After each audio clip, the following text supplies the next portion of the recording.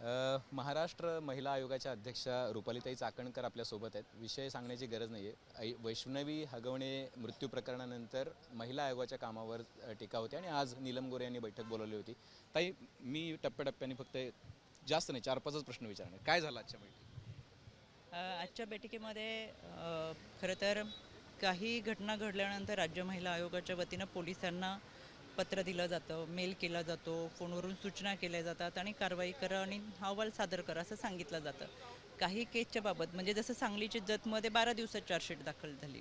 राजगुरुनगरच्या घटनेमध्ये अक्षरशः संबंधित पीडितेच्या वडिलांचं म्हणजे पीडितेची मयत झाल्यानंतर त्यांच्या नावावरती जीवनोधारी योजना ची रक्कम जमा होती, मुख्यमंत्री सहाय्यता निधी जमा होती, त्याच्यासाठी सुद्धा आधार कार्ड बँकेचं कार्ड नव्हतं. ती प्रोसेस आयोगाने केली आणि ते पैसे जमा केले. हे सगळ्या प्रोसेस तातडीने केल्या गेल्या. मी परवा गंगापूर पोलीस स्टेशनला होते, तिथली चार्जशीट 18 दिवसात दाखल होती. ह्या चार्जशीट लवकर दाखल झाल्या, पण काही चार्जशीट ह्या अतिशय विलंबाने दाखल होतात.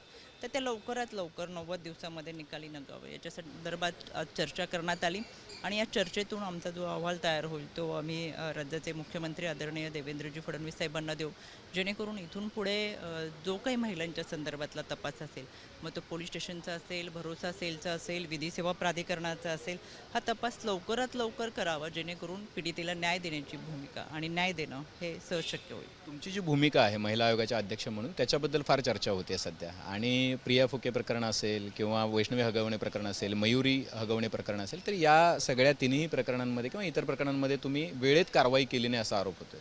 मला असं वाटतं आरोप प्रत्येकजण करत असतो. त्या आरोपामध्ये किती तथ्य आहे हे सुद्धा पाहणं गरजेचं आहे. यापूर्वी मी पत्रकार परिषद घेऊन ह्या सगळ्या भूमिका सांगितलेल्या आहेत आणि मला असं वाटतं मी माझ्या कामाला माझं प्राधान्य आहे. त्याच्यामुळे आरोप केला त्याला उत्तर देणं, आरोप केला त्याला उत्तर देणं हे आपल्याला शक्य नाही, कारण आपण महिलांमध्ये जाऊन महिलांची कामं करणं, प्रश्न सोडवण्याला प्राधान्य देतो आणि म्हणून मला असं वाटतं टीका करत राहतात, आरोप करणं हे त्यांचं काम असतं आणि आपण लोकांची कामं करत राहूयात. समाजातल्या पीडितांना न्याय देणं ही आपली भूमिका आहे, जास्तीत जास्त महिलांपर्यंत पोहोचणं आपली भूमिका आहे.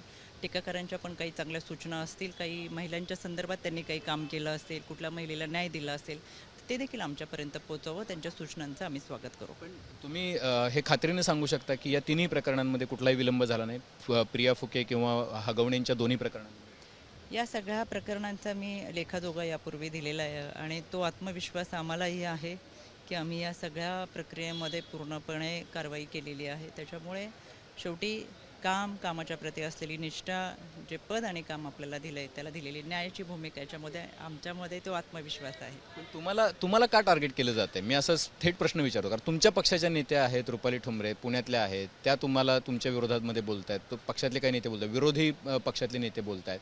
का रुपाली चाकणकर यांना सेंटरमध्ये ठेवून या सगळ्या प्रकरणाकडे बघितलं जाते आणि असं म्हणतात की आयोगावरती जोपर्यंत तुम्ही आहात, म्हणजे बेसिकली चाकणकर आयोगावरती आहेत तोपर्यंत काम नीट होणार नाही असं? मला असं वाटतं की ते काय बोलतात हे माझ्यासाठी महत्त्वाचं नाही आहे, आपण काय करतो हे माझ्यासाठी महत्त्वाचं आहे. आणि म्हणून महाराष्ट्राच्या कानाकोपऱ्यात, वाड्या वस्त्या आणि पाड्यांवरती पोचलेलं आयोगाचं नाव आत्ता तुम्हाला ऐकू येतं किंवा संबंधित पीडितांना जेव्हा वाटतं की नाही आयोगाकडे तक्रार दिली तर आपल्याला न्याय मिळतं, ही कामाची पावती आहे.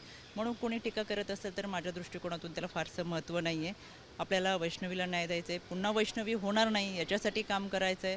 आणि म्हणून मला असं वाटतं समाजामध्ये असलेल्या अनिष्ट रूढी, परंपरा, प्रथा, बालविवाह, हुंडाबळी, गर्भनिधन चाचणी, मुलींच्या जन्माचं स्वागत करणं, अशा अनेक गोष्टी आहेत ज्याच्यासाठी आपल्याला एकत्रित येऊन लढावं लागेल. म्हणून माझ्या ह्या सगळ्या भगिनींना विनंती आहे त्यांनी देखील या लढ्यामध्ये सहभागी व्हावं. तुमच्या एका वक्तव्याची खूप चर्चा झाली, तुम्ही चिल्लर खूप वाचते असं म्हणालात, तर ते म्हणाले की सामाजिक कार्यकर्त्या, विरोधक, पत्रकारांना तुम्ही अशा पद्धतीनं संबोधलं, हे योग्य नाही वगैरे वगैरे, अशा पद्धतीने. ज्यांनी माझी पत्रकार परिषद ऐकली किंवा ज्यांनी ही पत्रकार परिषद पाहिली त्या माणसांना समजून गेलं, कारण की त्याचा कंटेंट काय होता.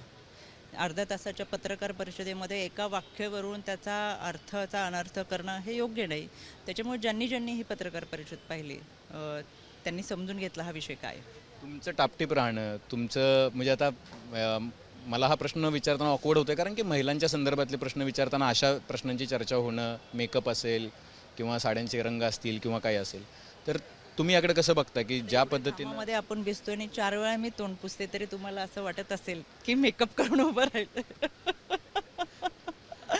निसर्गाने दिलेली देणगी आहे. निसर्गाचं भरभरून आभार व्यक्त करते आणि खरं तर टीका ही कामाच्या बाबतीत झाली पाहिजे असं मला पहिल्यापासून वाटतं.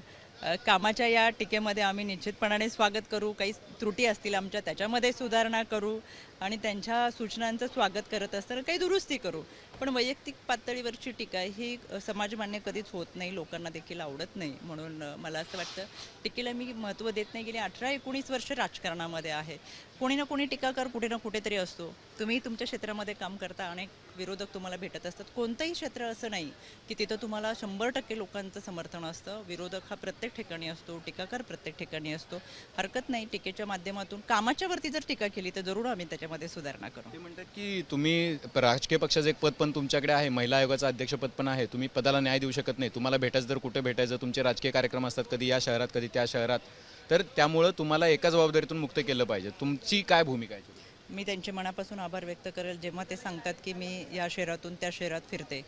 म्हणजे फिरणं चालू आहे हे त्यांनी मान्य केलं. माणूस फिरतो किंवा जेव्हा तो काम करतो, त्याच्यामुळे काम चालू आहे हे विरोधकांनी मान्य केलेलं आहे. आणि माझं मुख्य कार्यालय मुंबईला आहे.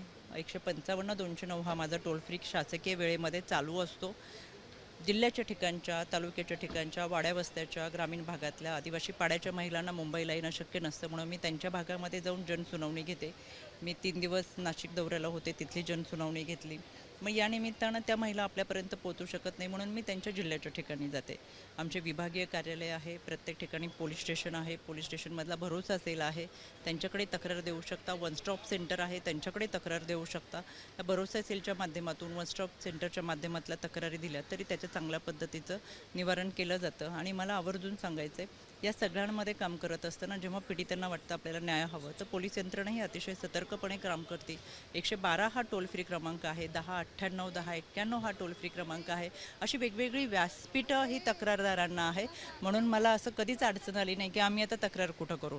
महाराष्ट्राच्या कानाकोपऱ्यातल्या महिला भगिनी जेव्हा तक्रार करतात, तेव्हा ज्यांना शक्य आहे ते मेलवर करतात, ज्यांना शक्य नाही ते फोन करतात, ज्यांना शक्य नाही ते पत्र पाठवतात. प्रत्यक्ष काही मुंबईच्या कार्यालयामध्ये, जिल्ह्याच्या, विभागाच्या ठिकाणी भेटून त्यांची तक्रार देत असतात. काही शक्य झालं नाही तर आपल्या जवळच्या पोलीस स्टेशनमध्ये जाऊन तक्रार नोंदवा. भरोसा सेलकडे तक्रार द्या. कौटुंबिक संरक्षण न्यायालय आहे त्यांच्याकडे तक्रार द्या. बीट मार्शल, दामिनी पथक आहेत त्यांच्याकडे तक्रार देऊ शकता. म्हणून मला असं आवर्जून वाटतं की ह्या सगळ्या ठिकाणी आपण तक्रार देऊ शकतो. शेवटचा प्रश्न आहे, विरोधकांनी आज राज्यपालांची भेट घेतली आणि त्यांनी म्हणाले की महिला आयोगाचं अध्यक्षपद हे अराजकीय व्यक्तीकडे द्यावं, कारण की ते योग्य पद्धतीनं पदाला न्याय देऊ शकतील. तुमची भूमिका काय आहे? आणि तुमच्या राजीनाम्याची मागणी सातत्यानं होती या सगळ्या काळामध्ये, जर तुम्ही बघितलं असेल.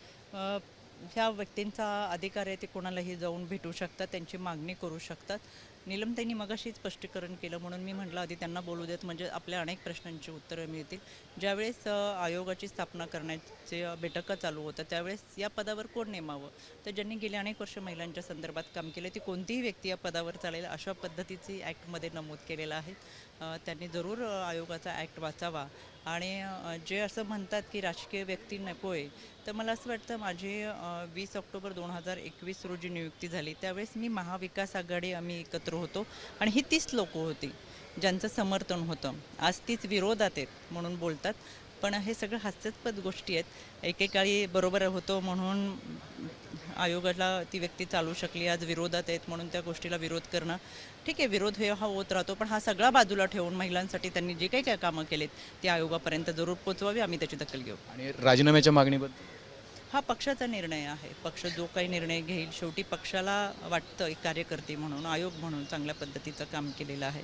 आणि राजीनामा हा माझ्या माहितीप्रमाणे विरोधकांची ती भूमिका असते, काही झाले की राजीनामा द्या, आणि ते प्रत्येकाला मागत असतात. त्याच्यामुळे माझ्या दृष्टिकोनातून इतकं काही फारसं महत्त्व नाही आहे. महिलांसाठी काम करणं ही आपली जबाबदारी मोलाची, आणि ती आपण एकत्रितरित्या पार पाडू. धन्यवाद रुपालीजी, आपण मुंबई तकशी बातचीत केली त्याबद्दल. रुपाली त्यांनी सांगितलं की ही जी भूमिका आहे महिलांसाठी काम करण्याची, ती आम्ही नीटपणे पार पाडू आणि त्याच्यामध्ये कुठली कसर सोडणार. कॅमेरामन सिद्धेशसह अभिजित, मुंबई तक.